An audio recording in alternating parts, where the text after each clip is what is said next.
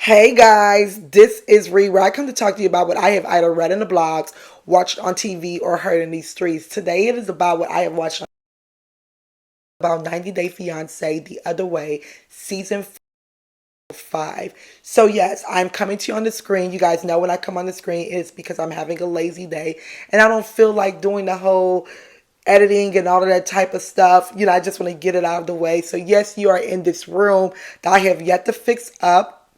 God knows how long it's going to take me to figure out what I'm going to do with it.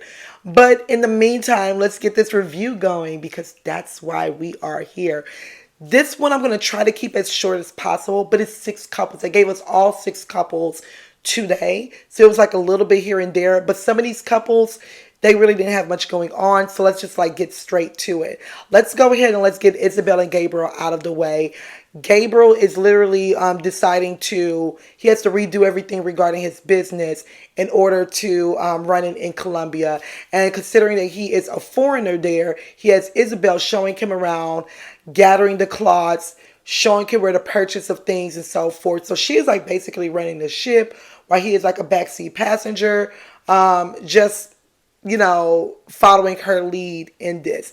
He said it's emasculating, but dude, this is where you need to learn how to figure these things out in the meantime because you need her at this very moment in order to make your money from your business, in order to feed your family. So he says, okay, we move on. Let's go ahead and get Chris and Jamie out of the way. Every day that Chris wakes up, it's like she looks to surprise Jamie with something new. Okay, and I'm seriously over it. First day is I can't brush my teeth because I'm allergic to men. Then we go and we get men, and oh, by the way, what I'm saying, I need these pills that, allegedly is, a generic, version of Vicodin. Okay, that you can buy over the counter in Colombia instead of getting an actual prescription from your doctor for it. She tells her about her narcolepsy. She tells her that she may wakes up, punch you in the middle of the night. She tells about the surgeries that she need. It's just something new every single time, and I am exhausted. So this day, she decides to wake up and says, hey, I want to buy a knife, right? Like, yeah, I want to buy a knife. And Jamie's looking like, a knife? Like, what kind of knife? Well, I definitely don't want a butter knife.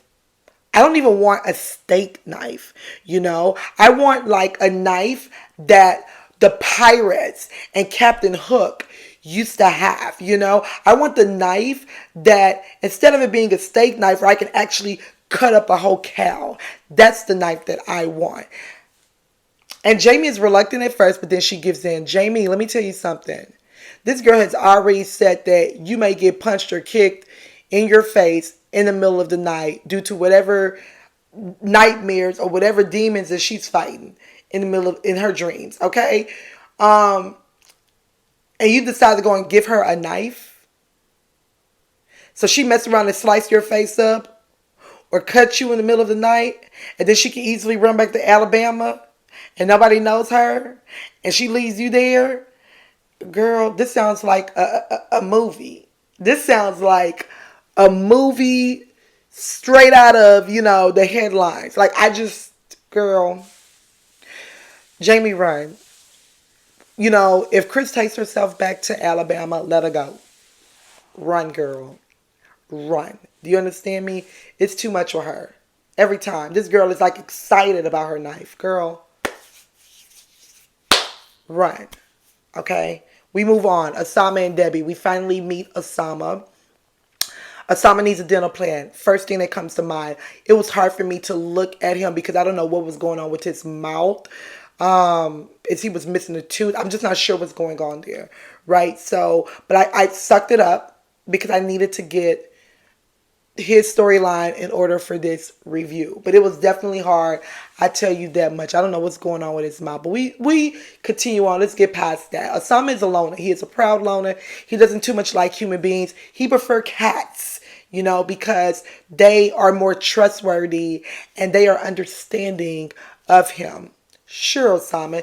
He lives on a farm with his family, with his mom and dad. I think he's like an only child, maybe. Doesn't seem to have any friends. and just like, sticks to animals and so forth. We find out that he is a poet and an artist. The poetry, he when he did something for Debbie, talking about, the son being jealous as they walk along. Sure. And then he does something, he shows us his art, and his art I can actually get with. Like, I was like, oh, this is kind of nice. I've actually seen some things like that where he tells us that his art is to reflect loneliness and misery and hatred and everything negative of the world. And that just makes me think, Osama, have you ever smiled? Like, do you know what happiness is? What, why must everything be just so dark and gloomy? I just don't know. So he kind of makes me feel some sort of way, but whatever. He tells us that he's really into Debbie, and it's not about her age, it's about their soul and their connection. And you know what? After seeing Osama and the way that he's living, now I'm just like, he maybe, maybe, okay. Maybe. Like, I don't know. But at this point, I'm just like, maybe. But he did tells us that he has no plans of marrying her anytime soon, or even if marriage is even still on the table. So he hasn't broken it to her yet. He's waiting for her arrival. We'll find that out in the next episode. Okay, we move on to Rish and Jen. So Rish is a liar. Okay, like, Rish just strikes me as someone that omits a lot of information and lies, honestly. And it's not just the omitting, like, where it's just like, oh, omission is lie. Yeah, he does that too, but I think he also is a liar. He's speaking with Jen, and he's just like, yeah, we're going to be my family. And she's just like, well, what if they don't like me? Or what if, like, when it's time for you to introduce me as your fiance, that they don't approve? And he's just like, listen, it's going to be you over my family. Well, Rish, if that was the case, then why, after 2 years, you have not told your family? Rish is lying. So we meet his friend Sanji, who comes there, and Jen is asking Sanji a couple of questions, and Sanji tells Jen that, listen, it's a bad idea for him to introduce you to his family as a friend. Like, I think that's a poor idea. It makes no sense. And especially considering that his family has already been searching for a wife for him. And she's just like, wait, what? They're searching for what? Like, you never told me this. Yeah, they're going, I want them to get to know you first and blah, blah, blah. Charish is a liar. So then they meet the family. And, the family's looking at her like, oh, okay. So then she starts to ask all of these very awkward questions about marriage. About like, oh, you guys have been searching for a wife. Like, what have you found? What of this? And are you okay with this? Are you okay? Are you not okay with this? They're just like, yeah, you know what? We're okay with difference of religion. Like, rather you worship God or rather you worship Buddha or, or a cat or whatever. We're okay with that, but we're not okay if she's short. Gotta be tall. What? Like, that's more important than the religion part? Okay, what's cool, you like it, I love it, whatever. And so that's when she finds out that apparently the family has been searching for a wife for him for like the last 2 years. Well, check this, family. They've been engaged for 2 years. Looky here.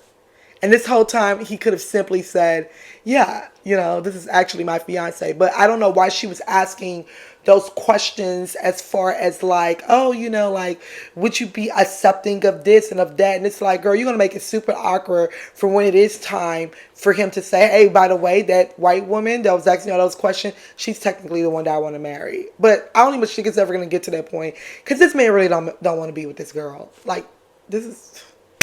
Everybody's wasting our time. Okay, so we move on. You know who else is wasting our time? Nicole. Nicole, I am not. What I'm not going to do is sit through this season where every single episode, Nicole is crying. Go home, Nicole. I cannot do it. I cannot do it. I will not do it. I shall not do it. You are not going to be crying every single episode, Nicole. I'm just not going to take that. Absolutely not. So We start off with Nicole crying, just as I said, and she's just like, oh, like, I'm not sure of this, I'm not sure of that. Girl, whatever. He takes her outside to go and look around and stuff like that. She's just like, yeah, I want to go and sit down at a restaurant and all these things. And he's just like, well, I don't think you can sit there. Why? Because you're a woman, and there are spots that are strictly just for men. What? Here's my thing. Do I believe him? Yes and no, right? Do I believe that there are spots that are strictly for men, or do I believe that there are spots where women are just not there because of the strong culture and the religion, and all of that within the men in his town? I believe number two more than I believe number one, right? I believe that they're not going to go and see a woman and go, hey, turn around, you leave. Or maybe they would. I don't know. But I believe that it's more of due to the sternness and of the men and the strong culture of woman not to be without her husband, and it's really like tucked away inside, hidden in the home, raising the children, covered from everything but the eyes. You know what I mean? Like it gives me more of that than it is of you can't sit here. But they will look at you probably awkward, okay? But anyway, she's like, well, let's go and let's see. They go and they see. The man was like, yeah, sure, no problem. She can sit here. I'm sure it's because these cameras and everything are around. Who knows? I don't know. Like, but you know what? No, I don't believe that they're like turning every woman away. I don't know. But let's keep going. So anyways, as she's sitting there, she goes and she says to him, hey, you know what? I want to meet your friends. And he's looking like, what? Like, yeah, we don't do that. Like, here it is strictly about, our friends, the women are tucked away in the house, caring to the children, not to be seen while there is sun outside, okay? And she's just like, well, I'm used to meeting my friend's significant other, like that's how we know if they're good for one another. And he's just like, well, yeah, not here. Like, if anything, they may not even speak to you because you're my wife. Like, you don't speak directly to the wife and this and that. It's so many very strict rules, right? So he finally caves in. He's like, listen, you want to meet them? Fine, I'll give in. This is the only time you're going to meet them. Don't ask me about this again. Never ask me about that again, right? Okay, so she goes and she meets them. All of the friends are looking at her odd. You know what I mean? Like, they're looking at her very oddly. They don't know how to receive her. She doesn't know how to receive them. You don't speak the language. So I'm looking like, so how would you have even entertained them if you don't even speak the language? Why are you trying to meet them if you don't even speak the language? Where, the translation, how will you know if they're good friends or not? You get what I mean? Like, it's just, I don't know. But either way, it was very awkward for her. And she was just like, listen, I'm okay with us not doing this again. And he's like, yeah, but I told you this, right? Here's my thing. There is a lot of sternness in the town that he is in. Like, I remember him saying something about in Cairo, it's a little bit more loose, but here, no. Like, this is how we run things. This is how all the men run things. All of my friends run things. Like, this is just how it is. And that just, I don't know. Like, yes, true enough, Nicole, you should know who you were marrying. But I still say as well, like, he as well should have known that he was grabbing him, an American girl. Like I don't know why this woman will want to be, like, I don't know.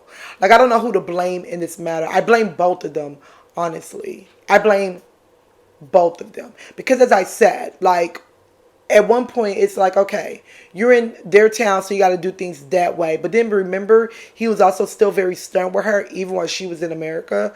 So yeah, I'm just not on board with this or whatever. Nicole, just go home.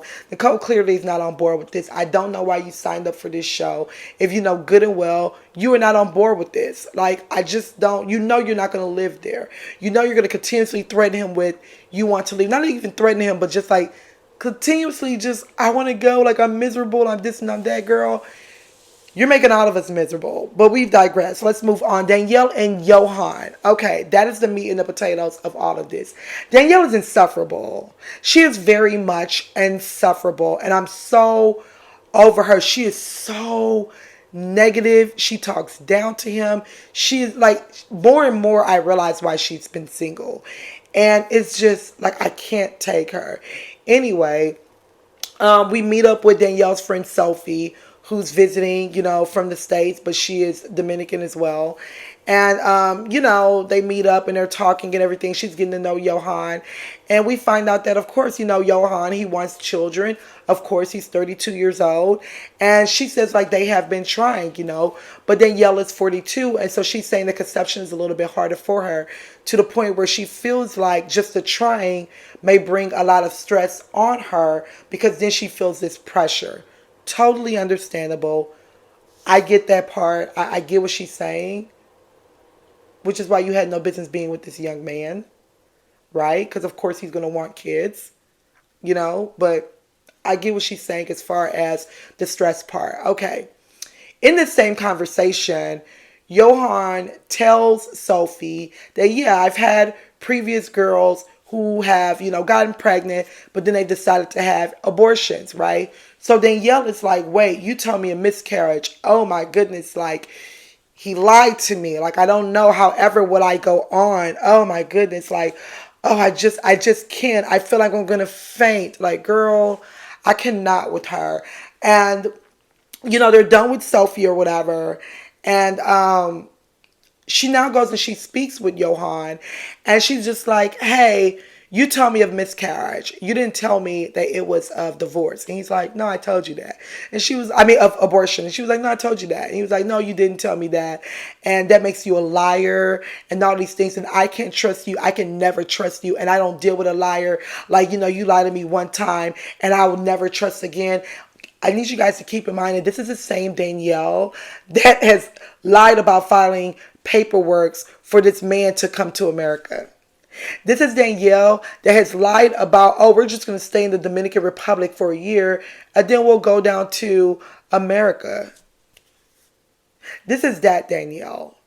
Okay? Super duper insufferable, right? And I know I skipped over the part of her buying like the black magic for $235, be it you're complaining about the funds and things. And I'm sure you'll blame him about that when no one told you to buy black magic or, whatever you want to call it, to go and bless his shop. Like, we're not, and I use that term bless very loosely, but whatever.